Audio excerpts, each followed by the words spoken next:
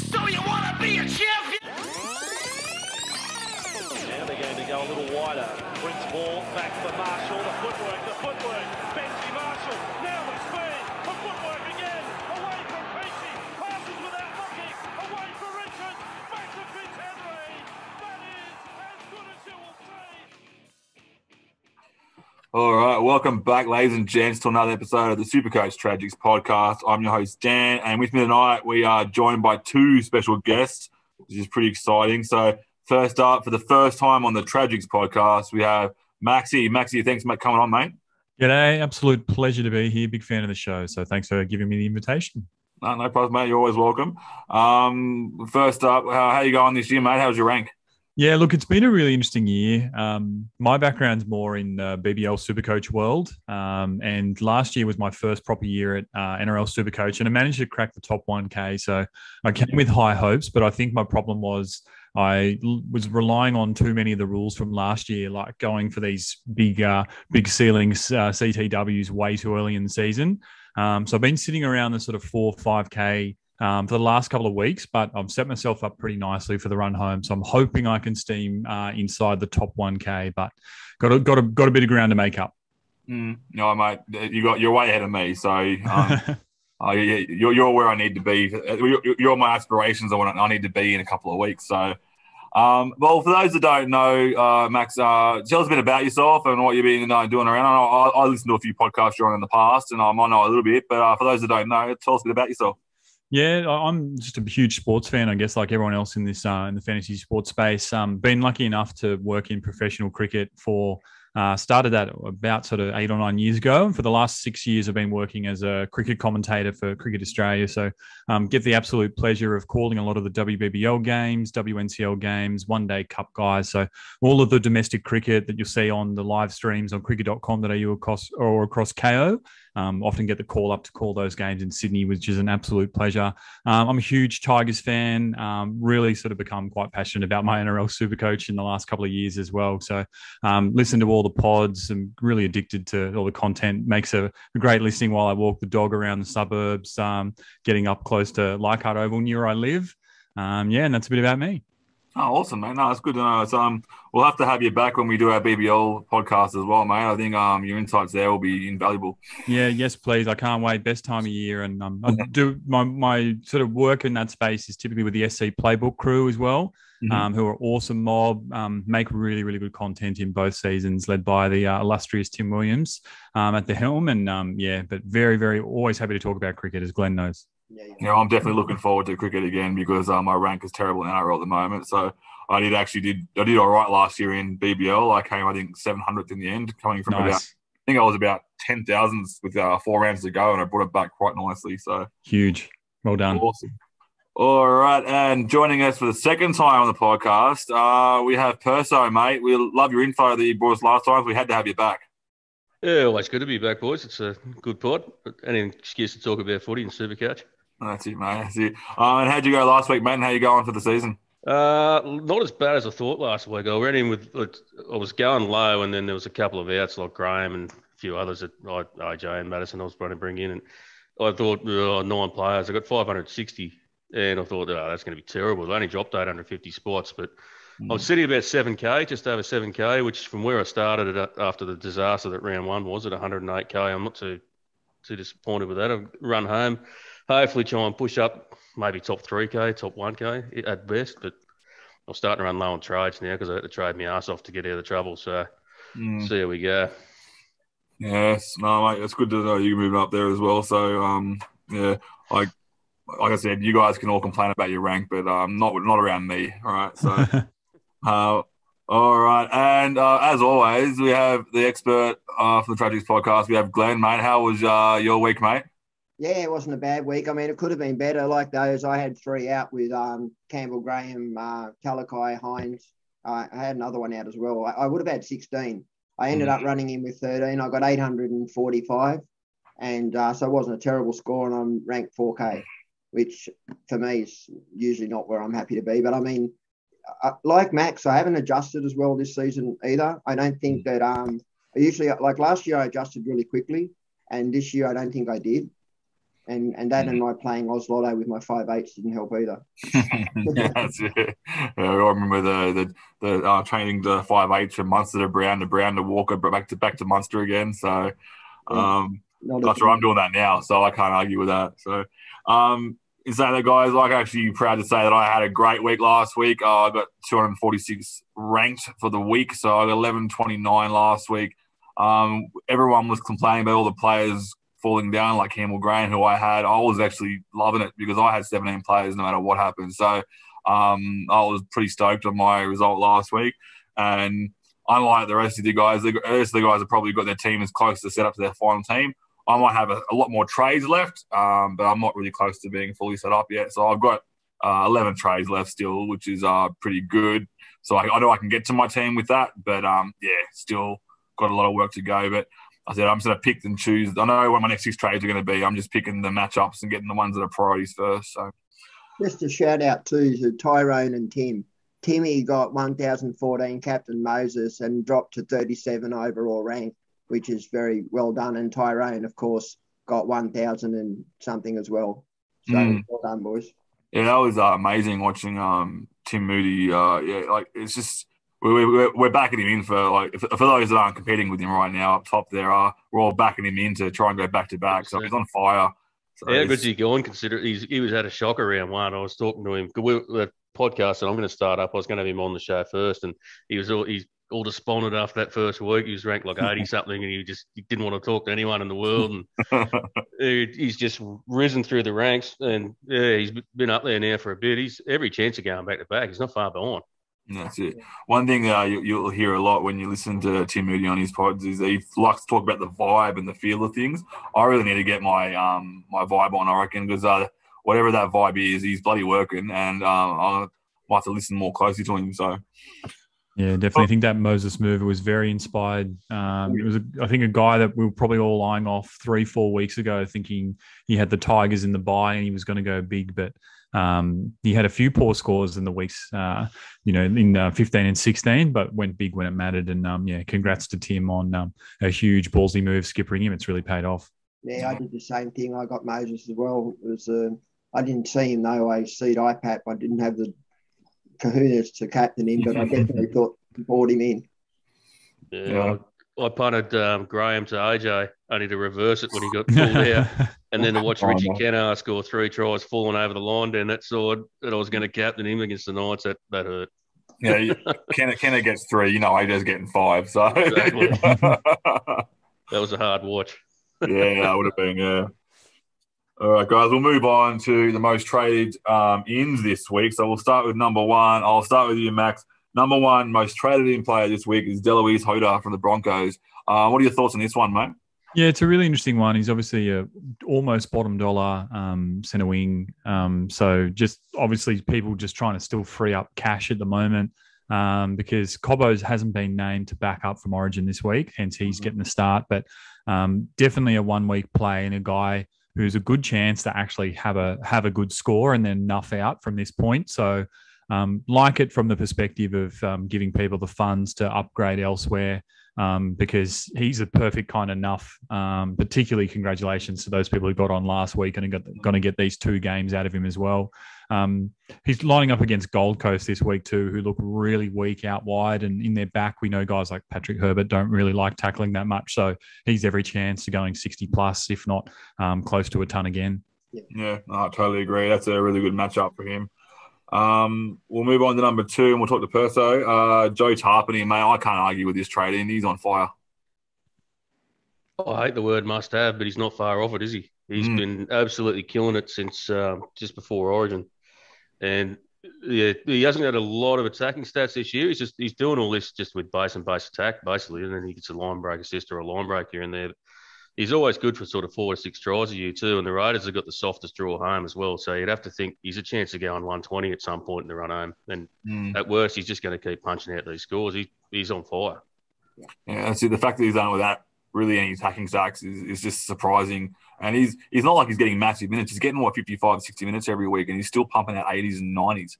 So the Raiders have 5 games against the 5 bottom sides in the run home. Yeah, the only thing I didn't like about that draw home, I think it was like 2 really soft games, and it was Penrith, and it was two soft games, and it was Storm Melbourne. or something. Yeah, they got the 2 top sides, and then they've got the 5 bottom sides. It's a pretty, when you even it out, it's a pretty good draw. But it is the Raiders too, who aren't really killing it. Yeah, that's it. But I guess if you're going to want to have any player in that draw, it's going to be a forward who's going to be doing plenty of grunt work in the middle, no matter what. So I think as well, for some reason, Ricky's picking these weird benches at the moment. You know that Ricky's never trustworthy as a coach, but at the moment he's got a backup hooker and then a centre on the bench. So Tarpany's every chance of playing huge minutes and going 90 plus again this week for sure. Yeah, 100% agree with that one.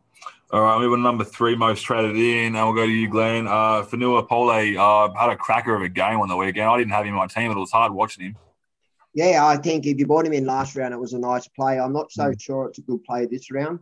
I think, look, if you're doing it for cash, I get it. But having said that, I think that he's on the bench. He could actually turn out to be a bit of an AE issue. I would actually suggest that you wait 1 round and go the other one. I can't pronounce his name, Adamua. Yeah, in the second row position. I just watch and see what minutes he gets this week, because he'll probably rotate with Garner, but Garner may come through the lock position, although that's interesting because we've got Offengower and Hastings starting at lock now. So, look, I would just wait a week and watch to see what the rotation is on those forwards. Yeah, I think with Machine at the helm there as well, he loves to blood new players, and he's doing a good job. It's good to expose these young players, but it's just it's the unknown of what the rotation's going to look like on that bench. So it's definitely something to look out for. All right, we'll go back to you, Maxie. Number 4 most traded in, mate, the guy I brought in and captain last week, Latrell Mitchell. Yeah, well done. Good call. And I guess that this is probably going to be one of those big debates again this week is Latrell the top 2 fullback? Most people in their teams last week, I think, would have gotten in Pappenhausen, especially after that Hines news. Almost certain he was the most traded in player. But now people have either got Hines down there with Pappenhausen, and they're looking for another gun fullback, or they're looking to upgrade a Kennedy or a Mam. And Latrell could be the guy, especially with Tedesco, who's the other most likely candidate. Not every chance to get through Origin unscathed. But yeah, people obviously loving what they've seen from Latrell, and the price isn't too different to what Teddy's offering at the moment.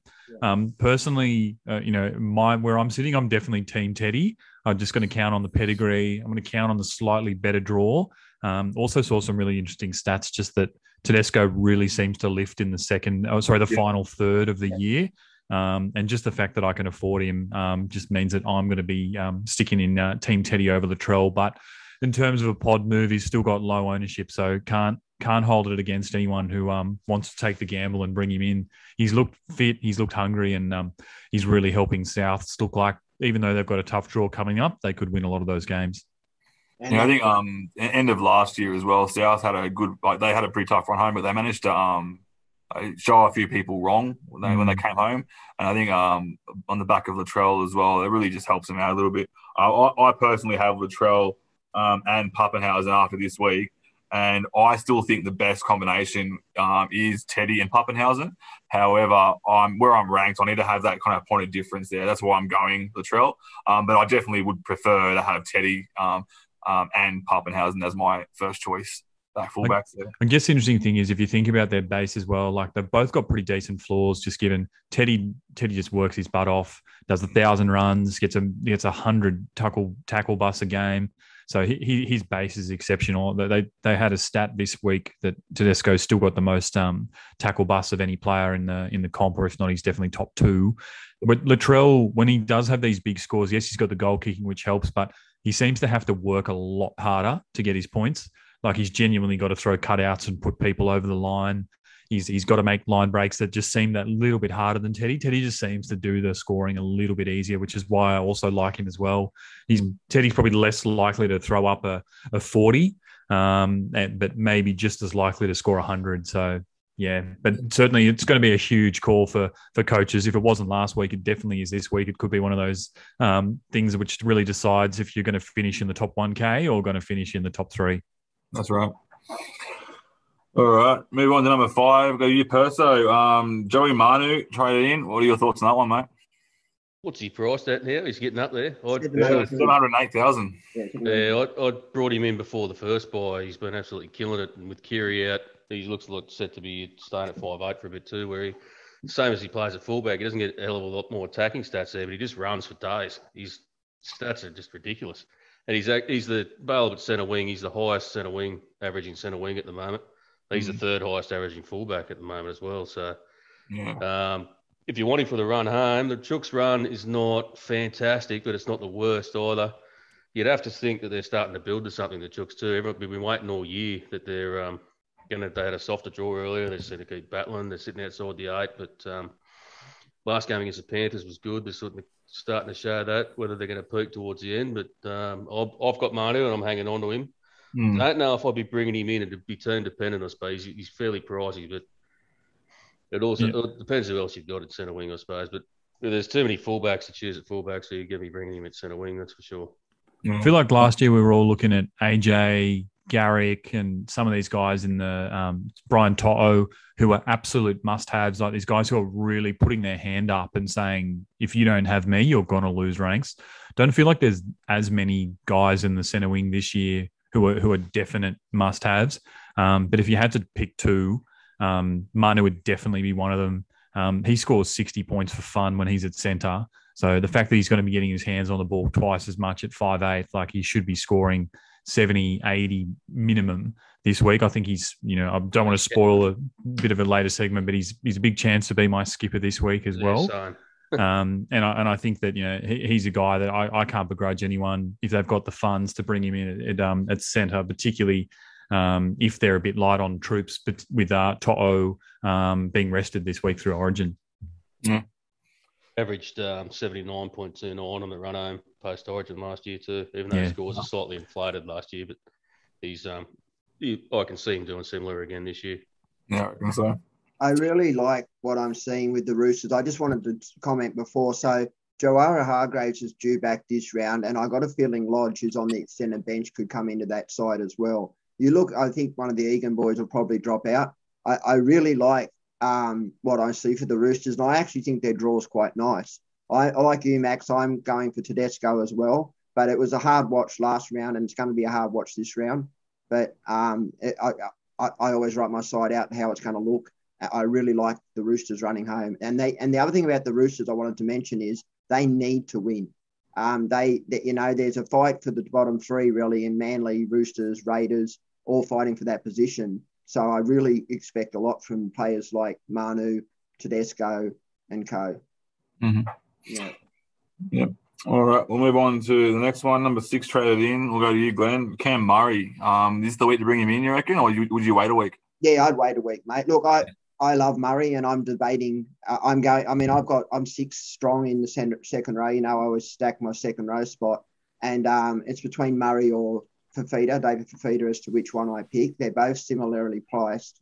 I don't trust David Fafita so much, so I think I'm going to lean to Murray, but I'm not doing it this week, mate. Not after Origin. He won't play the minutes, even if he does get named. Yeah, that was my fear too. Yeah. All right, number 7, most traded in. We'll go to you, Maxie. Zach Hoskins did look pretty busy on the weekend when he played, but I think this is going to be very similar to Deloise Hoyter, just to build up the cash. Yeah, absolutely. But the fact he played 80 minutes and scored so well, I think he banged out a 62 all in base, which was really remarkable for a guy who I don't even think he's top 30 for the Broncos this year.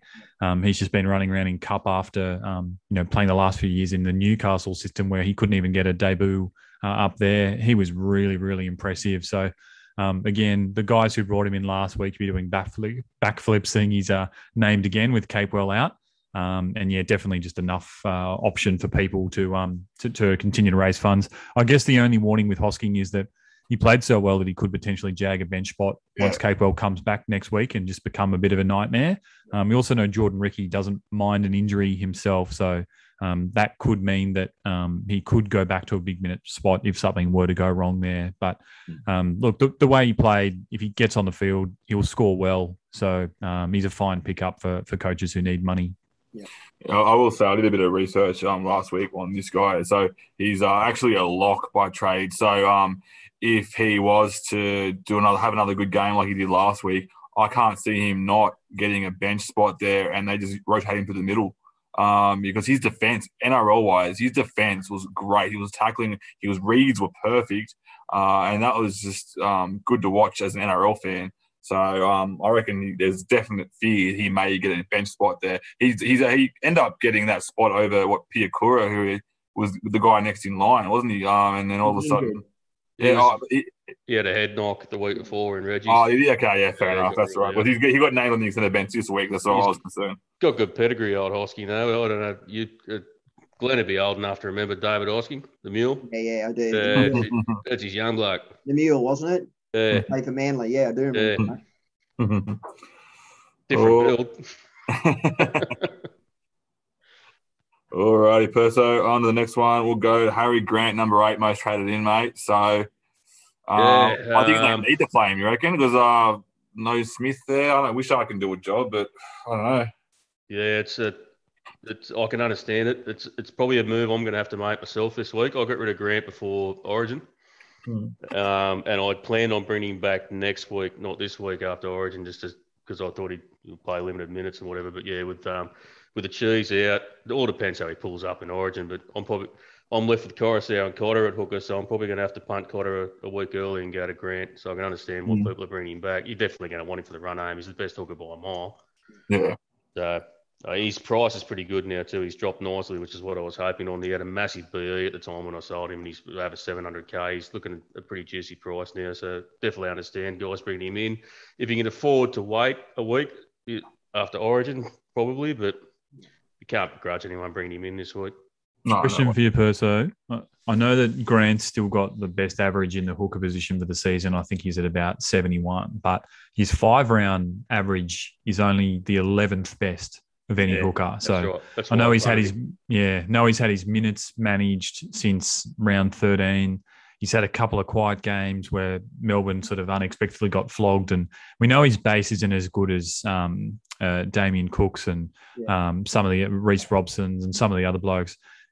Is Harry Grant as much of a lock as he was earlier in the year? Like, I know he was someone who really separated the top 1% from the rest of them, but are we kind of all getting suckered into that, how good he was at the start of the year? I know that personally I'm also had planned to get him back in this week or next, but I'm just kind of getting cold feet having a look at the fact that he does have a bit of a lower floor than I thought. Can I just answer to that? Yeah. So You jump in, mate. I have Cook, and Grant is in my plans to bring back in. But I said it 2 weeks ago, and I'll say it again. I don't like what I've seen from the Storm in general. Their backs are leaking a lot of points. And having said that, I think Munster back in the fold, Pappenhausen back in the fold, and Grant, I think that they will come good. They're the Storm. But I personally, I'm waiting. I'm going to wait. Definitely. He's got to break even to 100 from memory. About that, yeah. Yeah, so, I mean, you can afford to wait a week at least. But, I mean, if you're in a position where you need to jump now like Perso is, then jump. But yeah, that's the only reason, because Coruscant's getting rested, and I've still got Cotter, who I've always planned on going Cotter to Grant after Origin. So I'm probably going to force my hand a bit. But you can definitely hold off him at least this week. Yeah. But the thing with Hooker, even though I predicted that's what was going to happen over Origin. He was going to chop off, and that's why I got rid of him, to always bring him back. I've got no doubt he'll be the highest averaging hooker on the run home from, say, around 20 onwards. Storm have a bit of a tough draw, but I got no problem with the Storm. I mean, they looked a bit ordinary the last 2 weeks, but they had players out that they'll come good.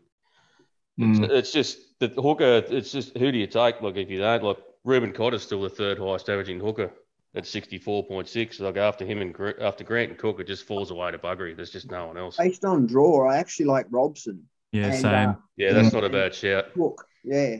The Cows draw is nice. The Cows and the Sharks probably got the two most favourable draws of the good sides. Yeah. Robson's really shown that he can do it as well. He's been so consistent since they started giving him 80 minutes. I guess the only question mark on him would be if he's going to maintain his minutes up until the end of the season. We're starting to see this week that Todd Payton's giving some of the troops a bit of a rest. But they've obviously got only a backing up from Origin only a couple of days, and they've got guys like Jeremiah Nanai who will be given the week off. And seems like it may only be a matter of time before Reece Robson gets an early shower, particularly given that Jake Granville's in the 17 most weeks at the moment. So, yeah, it's really, really tough old position for hooker, and that's it. I just wanted to get you guys' thoughts. Yep. 100%. All right, Glenn, move on to the next one. Number 9 most traded in. I'm surprised this guy isn't higher. I'm looking forward to watching this guy fire up this week. That's Cam Munster. Mate, I'm glad you finally gave me one I can say yes to. Yeah, mate, Munster would be itching. I mean, literally itching to get into it. So, look, it's a really good round to jump to Munster. Yeah, I like it. That one I do, I think.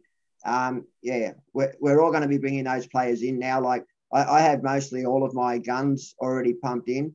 But Munster and Grand are the 2, and Tedesco, they're the 3 I'm left to get. And, I think Munster's a good shout. It may even be a shout for me this week. Yeah, no, I like Munster a lot. I'm actually contemplating whether I bring in Munster or Pappenhausen this week. It feels like it's logically Pappenhausen, but I've got this gut feeling that Munster's going to come out. I don't even think it's a gut feeling. I think he's going to play Origin and he gets dropped. He's going to be so fired up. And he's been watching his team get pumped the last 2 weeks now. He's going to come out so fired up, and I reckon, I'm actually leaning towards getting Munster now in. So when we talk about the sells this week, when we talk about the sells this week, one of those I noticed on the list is Mam. I just wanted to say that Mam's break even, I think from memory, was 30, and they're playing the Titans who leak, especially to the middles. I actually. That was my plan to go Mam to Munster, and I still may wait based on matchup. So, but yeah, I do like the Munster one a lot. Mm-hmm. All right, last one in the top 10 most traded in players. I reckon this guy is a good shout to have for the run home in the second row, and that's Olukwatu. I've got him in my team. I had him for a while now. He's been as soon as I put him in my team, he's never leaving. So. Yep, absolutely. He's a really good shout. I think he's probably far and away now become the best 2RF option. And I don't know if anyone would have thought that would have been the case at the start of the year. I'm lucky enough to own him in my draft team. I was unlucky enough that I saw enough that I brought him in round 3, but then I traded him out in round 5 because I'm an idiot, and then brought him back in about round 9, and particularly without Turbo, he's just a must-have in that position. All the top teams own him, so this is just people correcting mistakes, and rightly so. The Manly draw is a great one to run home, so yeah, he's gonna be huge. Yep, 100%. All right, that's it for the trade-ins this week. Let's start with the trade-out. So number 1, we'll go to you, Perso. Will Penasini, people just upgrading now, you reckon? Yeah, he's done his job. He probably done his job a fair bit earlier, but people held him for the extra number last week, and unfortunately for those that did, he didn't deliver. Yeah. So, he's definitely on the chopping block, especially if you got the money, you'd be upgrading. If not, I like that Hoarder trade, Penasini to Hoarder, if you wanted one nuff that's going to disappear in a couple of weeks, generate some cash to bring in a Pappenhausen or a Munster or someone. Totally understand selling Penasini now. Definitely a sell. Awesome. All right, and it's funny how this worked out. But number 2 traded out, Glenn, Ezra Mam. Well, as I was going to say, a lot of people I've seen are trading Mam out to Munster. And look, I understand why, Munster's pedigree, but I think it's a beautiful matchup for the Broncos. And I mean, the Titans are leaking, and they're leaking a lot in the middle. I personally wouldn't be doing it. I'm not doing it. I'll be honest, I've considered it, but I just think I'm in a great position this week where I don't need to. I've got Cleary off, so I've got Moses, Brown, and Mam. I'm just going to play all of them, hold out for one more round. Just a quick question there, Glenn. You look at the Broncos draw, they got Titans, Para, Tigers, Roosters, Knights. You'd be pretty tempted to play Mam in all 5 of those games, wouldn't you? That's right. Yeah. It's a hard sell for me, and I mean, it's hard for me because I'm going to move Hines up for Moses to get Tedesco, and I may see a position where I may hold out a little bit longer and getting Teddy and holding Mam for that draw. I agree with you.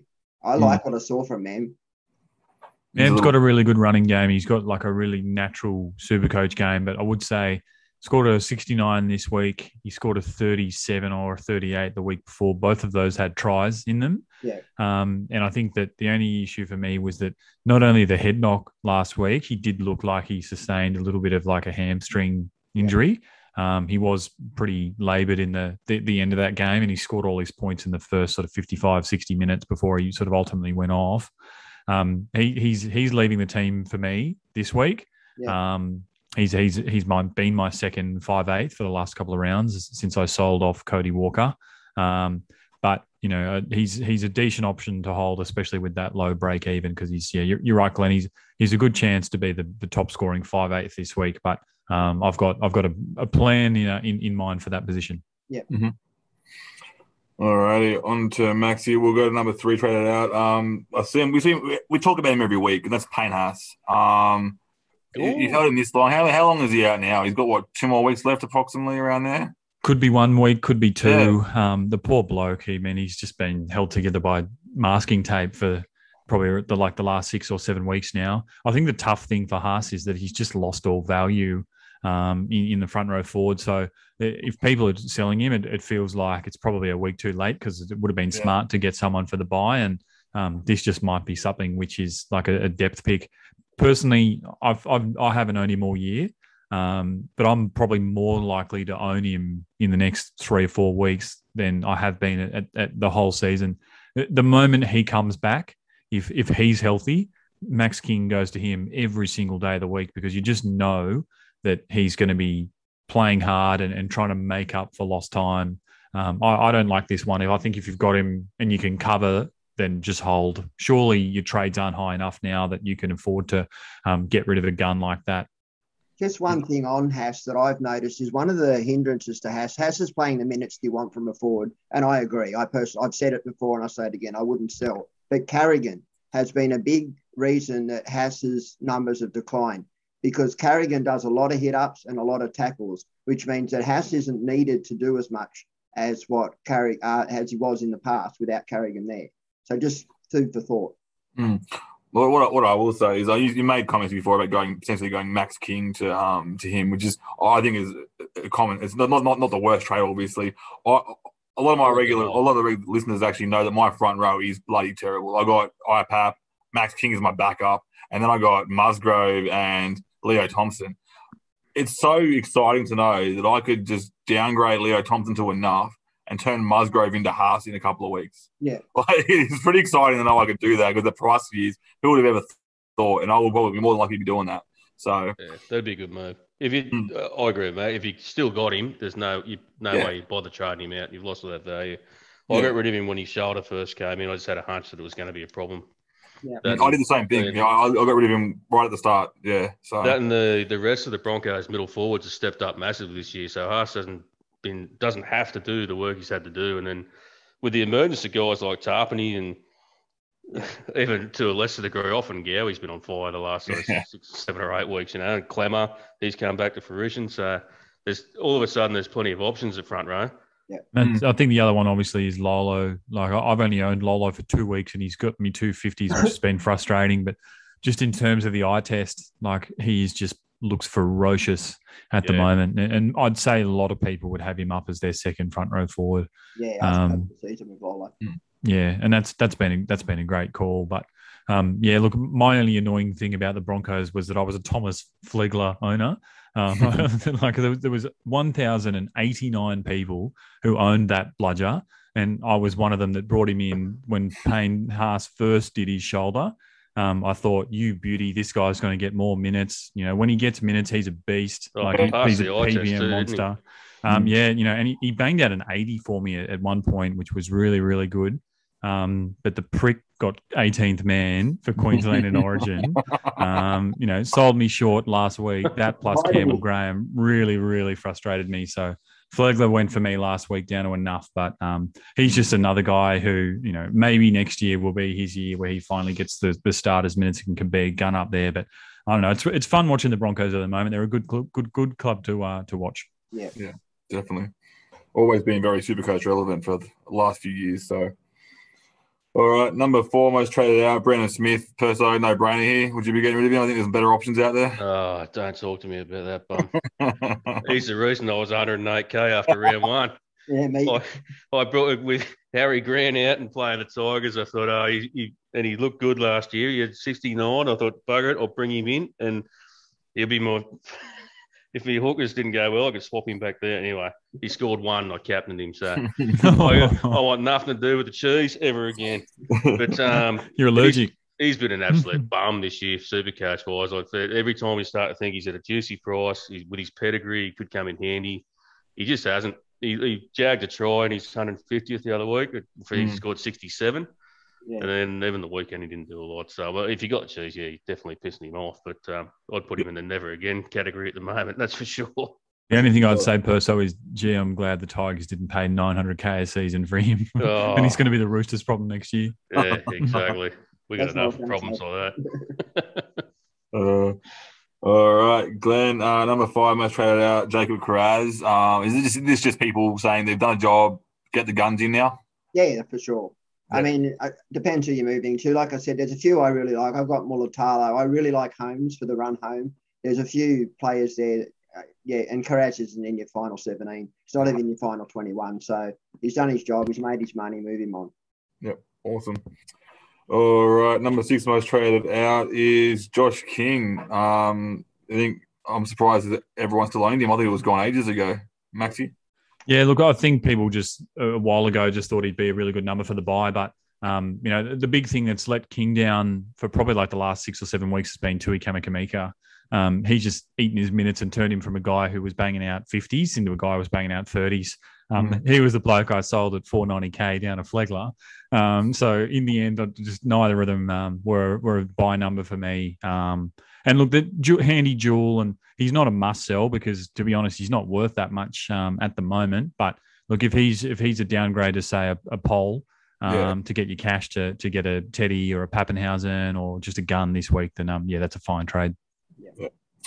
Awesome. And next one, probably a no-brainer, but I'm actually going to keep this guy because I don't think we need to sell him, and that's Grant Anderson, Perso. He's my enough now. He's at the price where he's enough.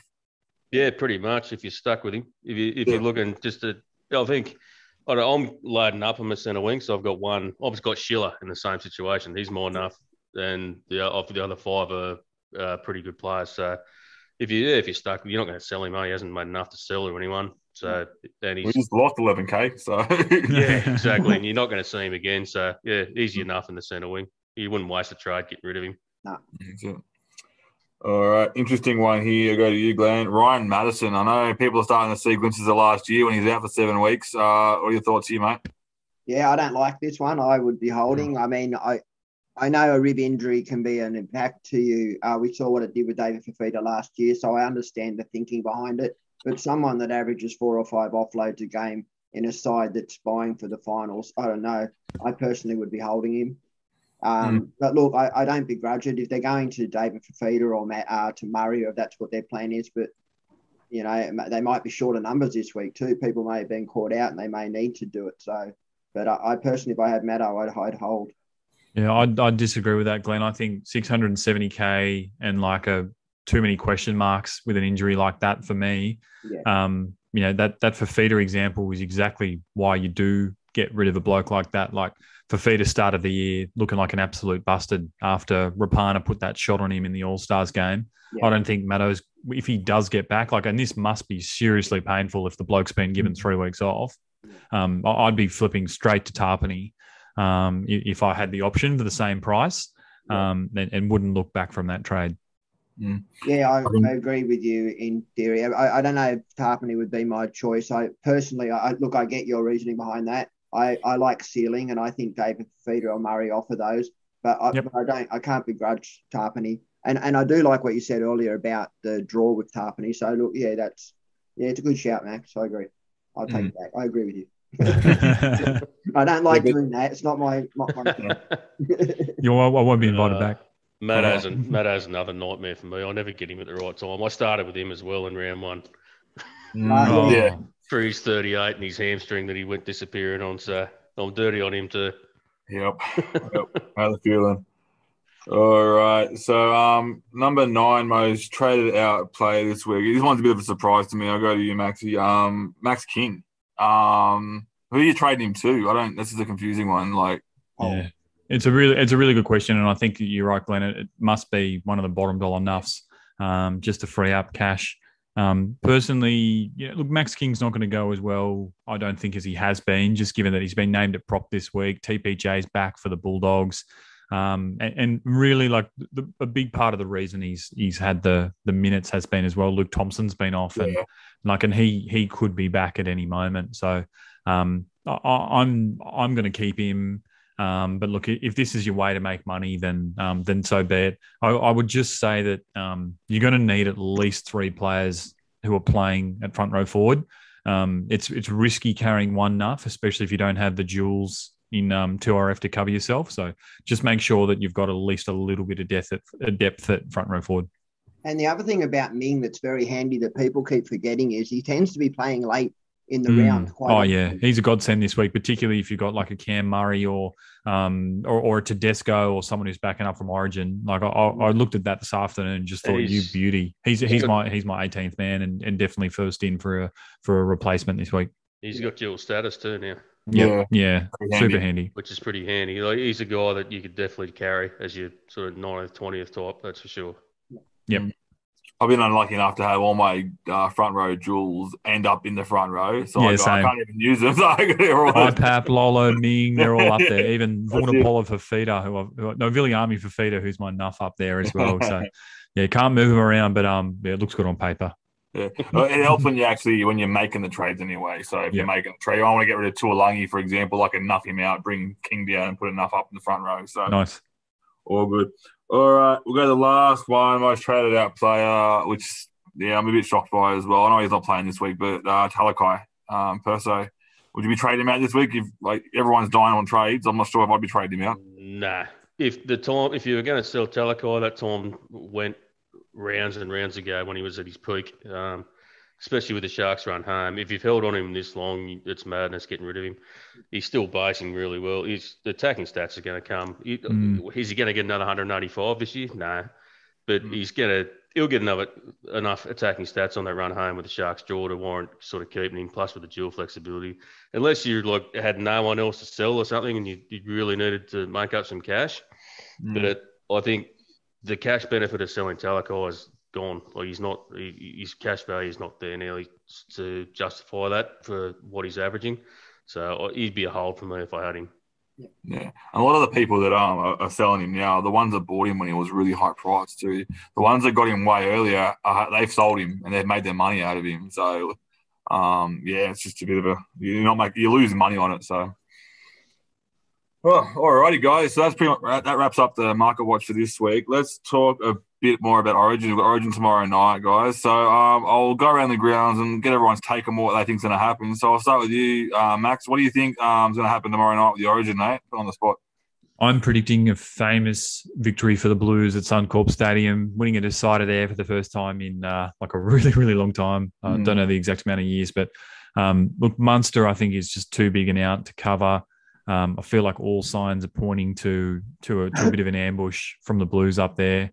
Game 1, they looked unprepared. They looked uninterested. I think it really gave them a wake-up call. They've been the superior team on paper, so I'm thinking that they'll win and they'll win well. Yeah. All right, Perso, what do you think, mate? Yeah, emphatic Blues victory, 38-16. I think it'll be too strong. The Munster out is a massive one. I mean, that's the narrative's written for Queensland now, isn't it? If they lose, it's because Munster didn't play. If they win, they won against all odds, and because Munster wasn't there, and that's the best win that Queensland's ever had. But we're missing Trebojevic and Mitchell as well. So, yeah, that's it. All right, Glenn, tell me your story, mate. I agree. I think New South Wales win, but I wrote a post this week on our page. You probably read about cautioning New South Wales to not get to. The problem with New South Wales is that we have the better side on paper, and if you was to tell me 2 players to take out of the Queensland side, Cotter and Munster would be the 2 for me. Yeah. Cotter's, he makes a lot of tackles, and Munster. Cotter was a huge out in that second game. Oh, yeah. Yeah, but what I'm afraid of, and I said in my thread, was that I'm afraid of the dogfight. That what Queensland do is, because they don't have the superior side on paper, they try and get New South Wales down into a dogfight. If New South Wales play football, New South Wales win. Just don't get down in a dogfight with Queensland, because Queensland do it very well. Yeah, they've got the players to do it. They've got the mongrel in Arrow. They've got Collins in there. They can really get under your skin as well. There's a few guys in there, Tino especially as well. There's a bunch of guys there that will literally just sit there and start that dogfight, like you said. Personally, I think the game. I reckon we do win, but I reckon it's going to be a little bit closer than what some people are thinking, because I know we understand that there's sort of Suncorp value there. It's a very hard game to go to Suncorp and try and win a game. It is very challenging. And one thing I will say is, it was 2 years ago when we all saw the Queensland side and we all thought this is the worst Queensland side we've ever seen on paper, and they came out and they messed us up real bad. So I'm just a bit nervous about any complacency there. But I'm hoping, obviously, that because that has happened, there is a precedent there that they're going to go in and actually have that in the back of their mind. We're not going to just go hard. They're either going to come out and just destroy Queensland, or it's going to be a very close game. The other player that's a massive out is Kaufusi as well, Queensland. Yeah. Especially Underrated. You're swapping Nanai for Kaufusi. That's where New South Wales attack's going.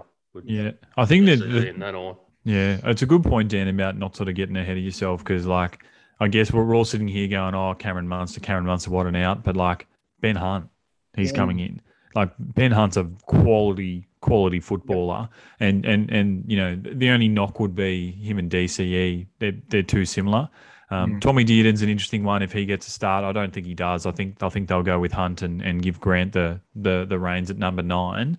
But look, it's we were all sounding confident, but it's going to be a great game no matter what. I think it's going to be a hell of a spectacle. I can't wait. And interesting you should say Hunt, because I said to my son today, if New South Wales win, it will be off the back of Hunt. And what Hunt does really well is his kicking game from dummy half.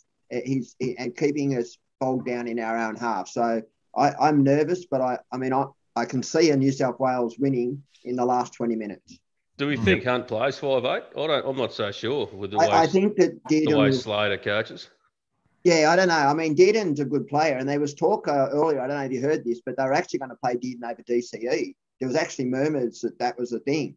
So I don't know how true that was, but I heard that on NRL 360. Harry Grant's so dynamic off the bench with Hunt starting at hooker. It won't surprise me if they don't change that.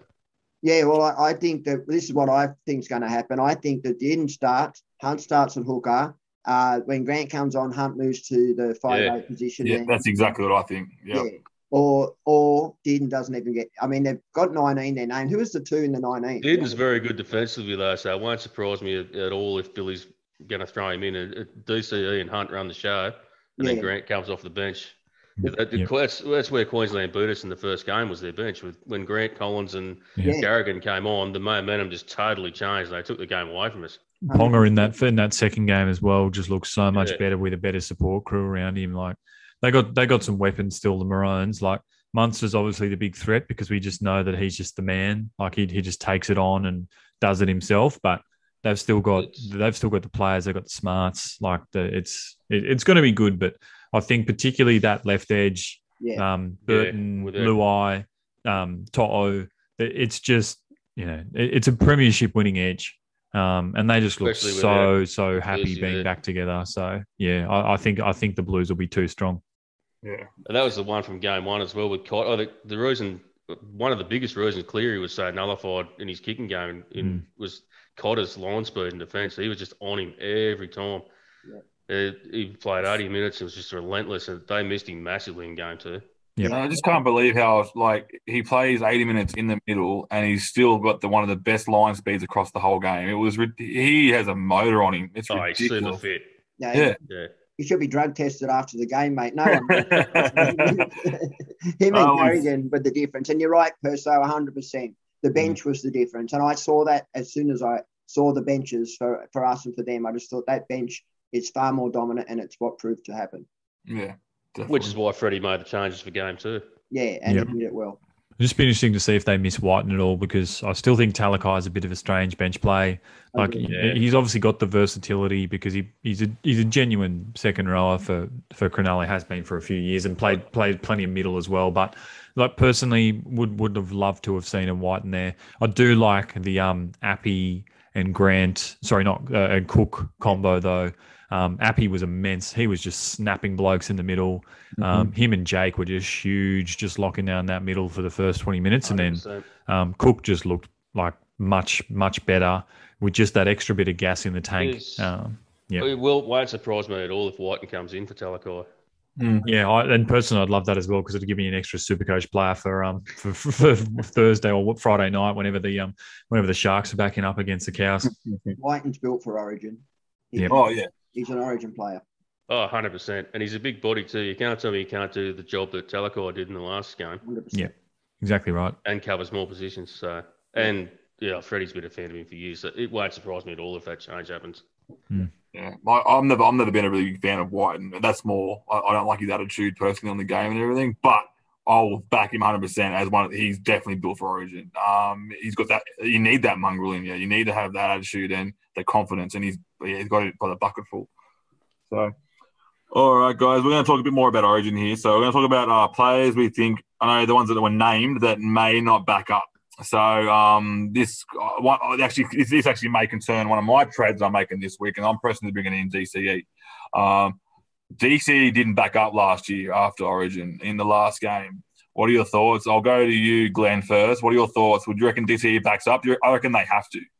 Well, Manly and Roosters and Raiders are really struggling for that bottom eight. You saw the post I wrote about how I think it plays out. So I agree with you, they have to. But if anyone is going to need resting, it will be Queensland, in my opinion. Queensland middle, I meant to say Queensland spine or spine players from both sides, really. You've already seen that New South Wales are resting Mayors, but bar Tedesco. It wouldn't surprise me to see DCE rested, mate. But you're right, they need him. They desperately need him.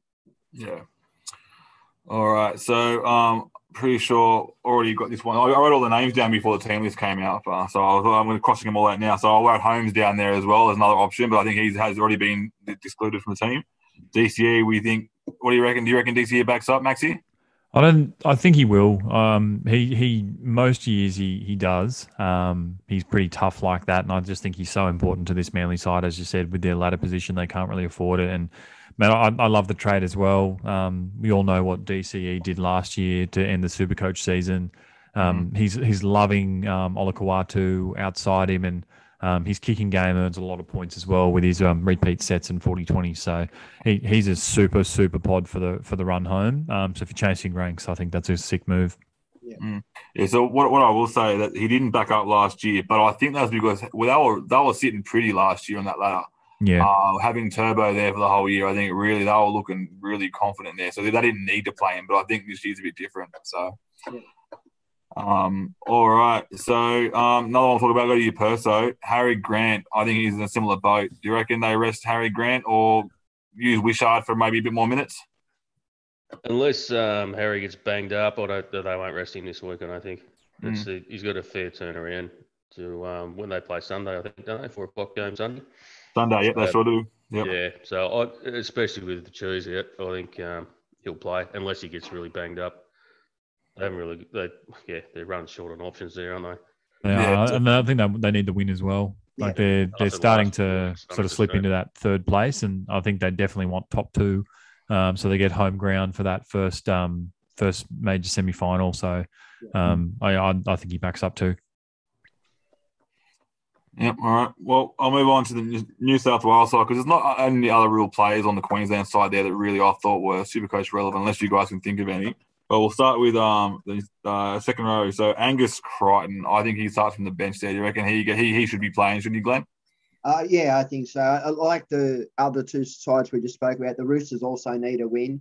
They have a bit more depth, so they are in a better position to arrest him with GWH and Lodge coming into that side through the forward rotation, so they could afford to bring one of the butchers in to that position and play him possibly from the bench. But unlikely. I think Angus backs up, yes.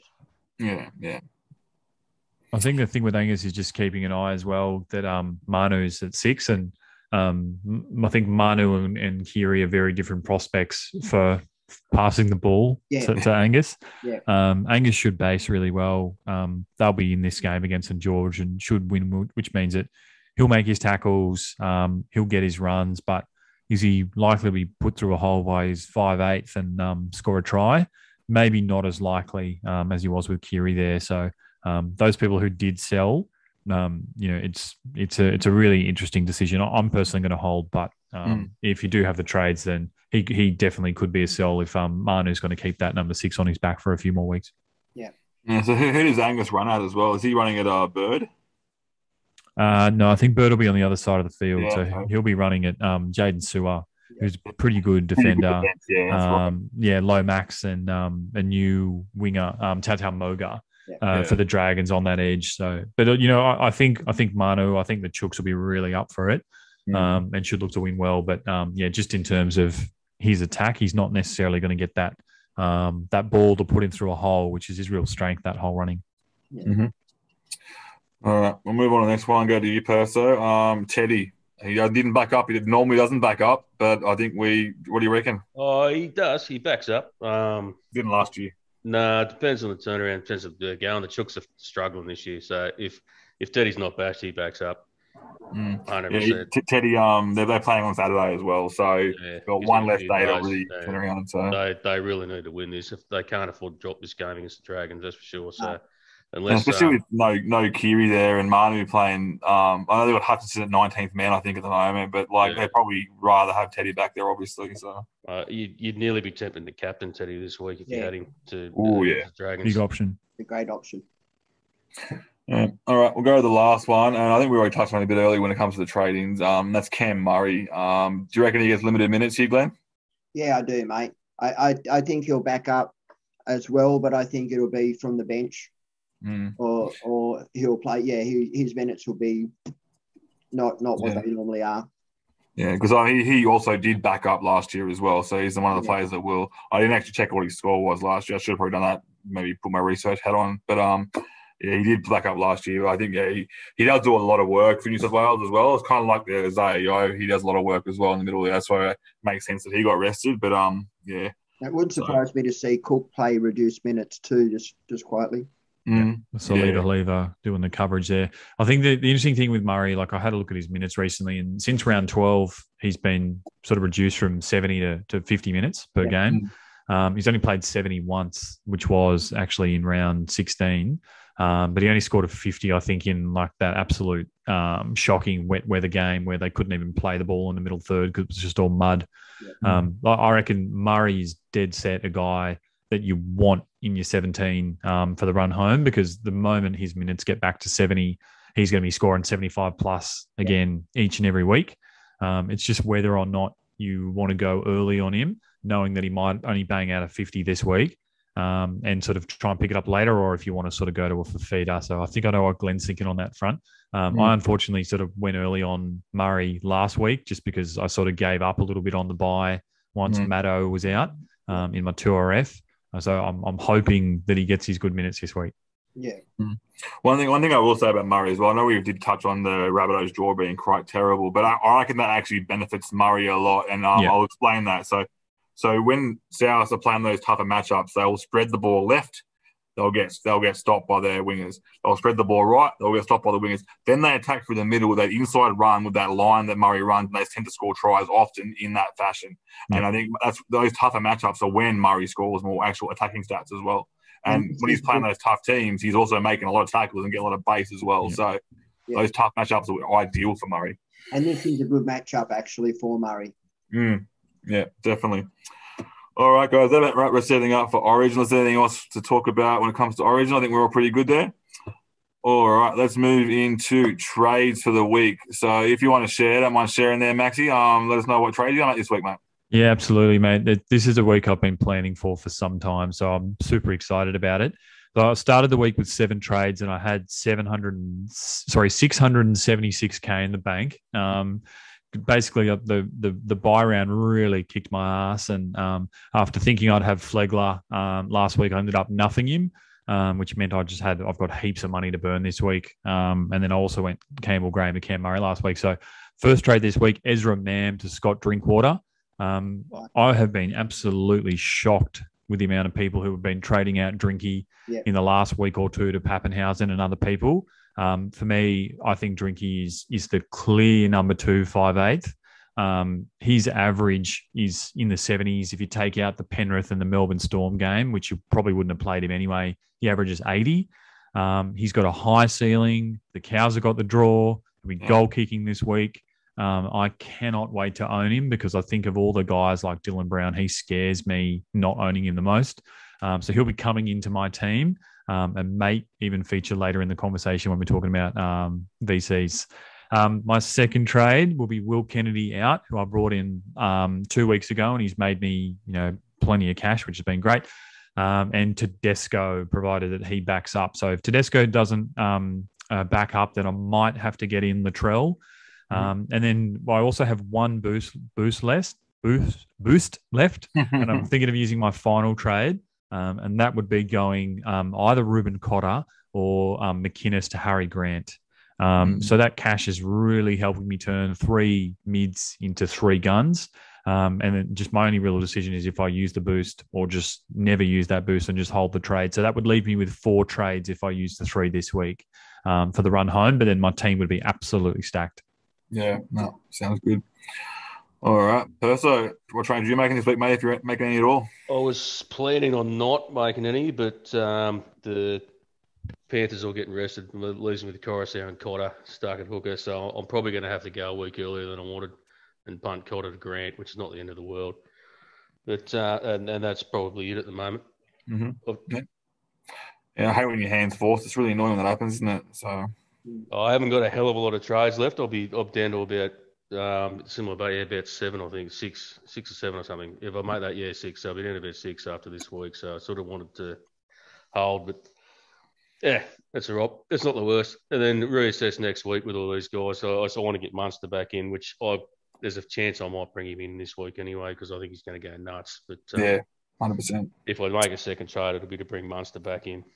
Mm-hmm. But I've got Drinky and Mam at 5'8", so that it'll have to be Mam that will be sacrificed, unfortunately, for that because I'm holding Drinkwater for the run home for sure. Yeah. All right, Glenn, any trades this week, mate? I'm not, mate. No, I'm actually not trading. Look, I wanted to say something to people just to be cautious about is COVID's ramping up a bit at the moment and there could be some carnage. I'm hoping not. But so don't get too jumpy with your trades. Try and hold on to some. If you don't need to trade, don't. You know what I mean? I want to get Grant and I want to get Tedesco and I want to get Munster and they're all in my plans. I'm cashed up and I've got all the ways to do it. But I feel the way my side sits at the moment, the matchups for me this round are quite good. You know, got Moses, Brown, Mann there, Hines and Pappenhausen, Cook. I'm quite stacked in those positions, so I can afford the wait.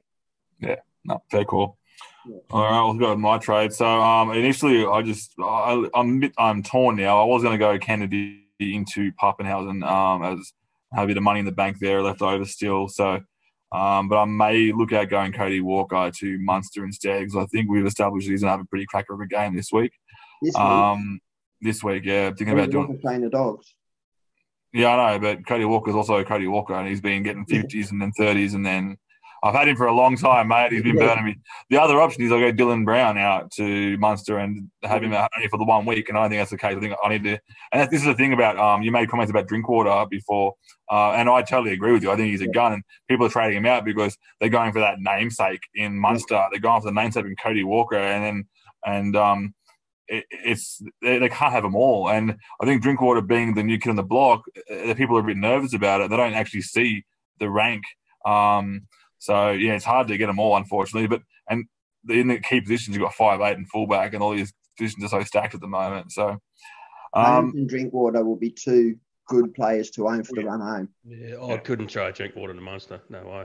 No. Yeah, you definitely want them both. And I think I'm just so excited this week because I'll have Teddy and Pappenhausen at fullback. I'll have Munster and Drink at 5'8". Have Cleary and Hines at halfback.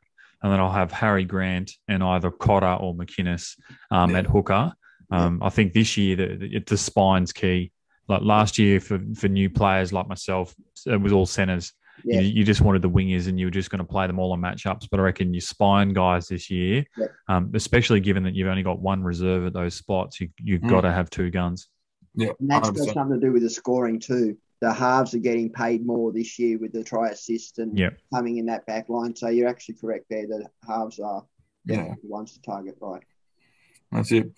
And for my second trade, I'm looking at going Jerome Hughes, very luxury trade here, but it's Jerome Hughes to DCE, which we touched on earlier. And I think DCE is playing the Knights this week, and we all know what he can do. And I'm really hoping that'll just – So I traded Hines last week to Latrell, and that's because I decided to choose DC Heat over Hines as my half. So it's a bold move, I know, but I think DCE, my guess is he's going to outscore Hines for the rest of the year. Both have really good draws, but Hines has the kicking as well. It's going to be 50-50 for me, but I'm hoping that I can just get that little jump on the rest. Yeah, certainly a pod move. Hughes is actually a massive pod himself. I don't think he's only got one owner in the top 100, and he's really, really low ownership. But look, he's had 2 weeks now to kind of step up and prove himself, and didn't really take his chances. And I'd love to own DCE, but I'm personally going to stick on with Hines. Yeah, no, it makes sense to stick with Hines as well. A lot of these decisions I'm making are based on where I'm ranked. So, which are normally bad decisions. So, all right, guys, let's move on to vice captain and captain. We'll start with you, Maxie. How are you going this week? Yeah, man, I think there's so many good options this week to choose from. Like the Chooks have got the Dragons, Souths have got the Dogs, Penrith have got the Tigers, Manly have got the Knights. Personally, I'm going to play around with one of the new toys that I'm going to pick up this week in my trades. I'm thinking I'll VC Drinkwater. Mm-hmm. That first game's never usually a cracker, but Drinkwater is a really good option there. I think just as a pot option. I'm pretty confident I can loop now with no AE nightmares. Like Max King's the worst guy I own, and he's good for at least a 40. And then as a C, I'm thinking Manu against the Dragons. So if I don't loop, then Manu will be the man for me. Nice and potty. I like it. All right. Perso, mate, how are you going this week? And I'm exactly the same as Maxie. Good man. Not so potty. There's one less. VC and Drinky into C Manu, 100% locked in. Love it. Awesome. All right, Glenn. I'm going to VC Moses. Mm-hmm. And then I've got my C on Cook at the moment, but I'm probably going to go Pappenhausen if Munster and Grant are named. Yeah. All right. Well, I'm also going to play with my new toy. I'm going to be VCing DCE. And I'll VC DCE and put the captain on whoever I trade in, whether it's Munster or Pappenhausen. I'm leaning towards Munster at the moment. So luckily I've got Grant Anderson still there, and I've got Olam on my team as well, so I can interchange those guys in the last game, which is fantastic for the loop. So, all right.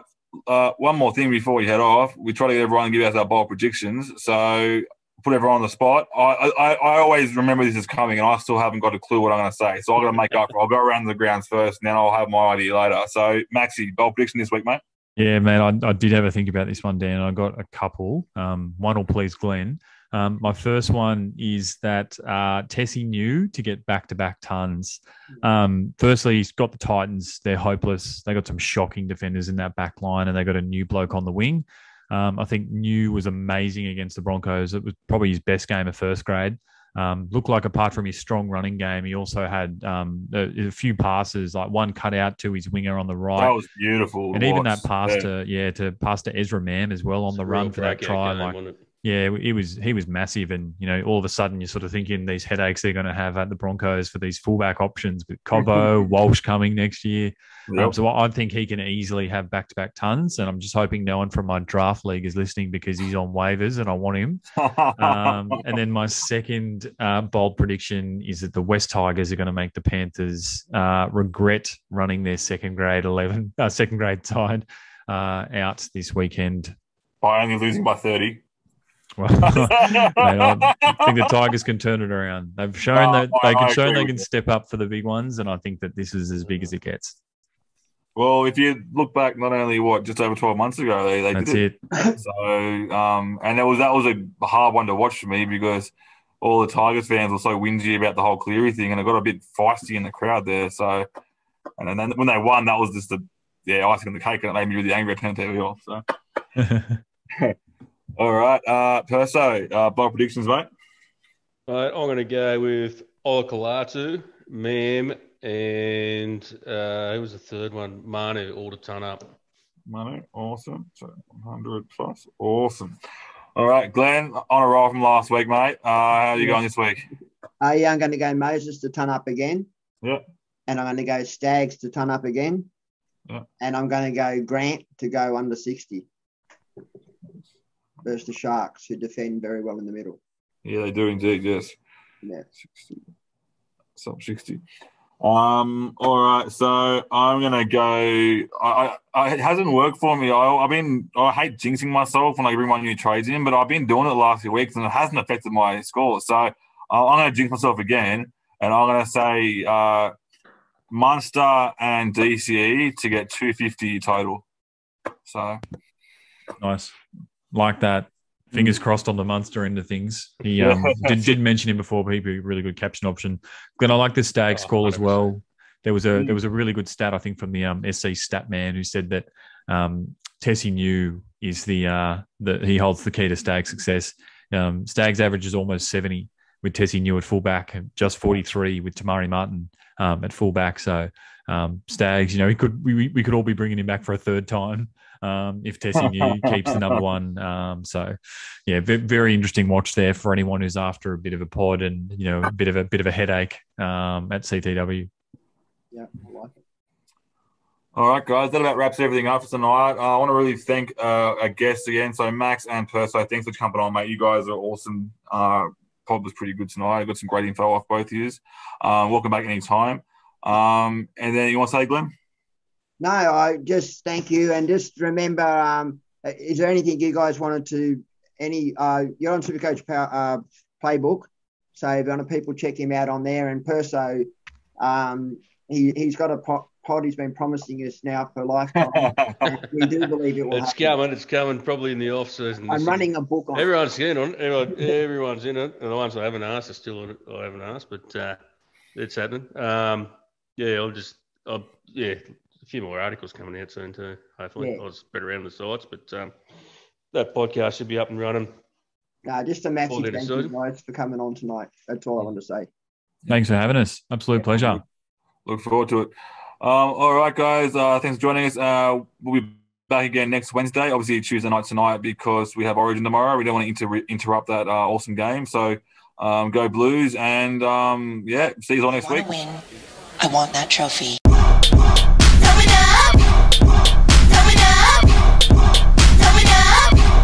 I want that trophy.